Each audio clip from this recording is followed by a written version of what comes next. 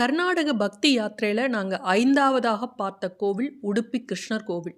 கதவு வழியாக பார்க்க முடியாம, ஜன்னல் வழியாக பார்க்கக்கூடிய கோவில் எது அப்படின்னா, இந்த உடுப்பி கிருஷ்ணர் கோவில் தான். இந்த உடுப்பி பாலகிருஷ்ண கோவில் பார்த்தீங்கன்னா, மத்வரால் உருவாக்கப்பட்டது. கிருஷ்ணர் பாலகிருஷ்ணராக இங்கு காட்சி தருகிறார். துவாரகையில இருந்த அந்த திருமேனி, அதாவது பாலகிருஷ்ண திருமேனி ருக்மணியால் வழிபட்டது. அந்த திருமேனி தான் இங்கு இருப்பதாக சொல்லப்படுது. எதனால் அப்படின்னு பார்த்தீங்கன்னா, ஒரு சமயம் ருக்மணி கிருஷ்ணரை அவரோட குழந்தை பருவத்தில் அவர் செய்த குறும்புகளை, அவரோட உருவத்தை பார்க்கணுன்னு ஆசைப்படுறாங்க. அதை கிருஷ்ணர்கிட்ட சொல்கிறாங்க. அதனால் ருக்மணிக்கு கிருஷ்ணர் பாலகிருஷ்ணராக காட்சி தருகிறார். அப்படி காட்சி தரும்போது தேவலோக சிற்பியான விஸ்வகர்மா கிருஷ்ணரோட அந்த குழந்தை வடிவத்தை பாலகிருஷ்ணராக வடிவமைத்து அந்த விக்கிரகத்தை ருக்மணி கிட்ட கொடுக்குறாரு.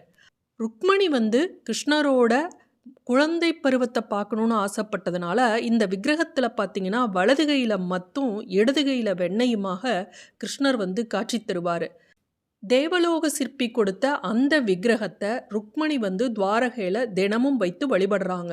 கிருஷ்ணரோட அவதாரத்துக்கு பிறகு துவாரகை கடலில் மூழ்கிய பிறகு, அதற்கு பிறகு மத்வரால இந்த சிலை கடல்ல இருந்து கண்டுபிடிக்கப்பட்டு இங்கு பிரதிஷ்டை செய்யப்பட்டது.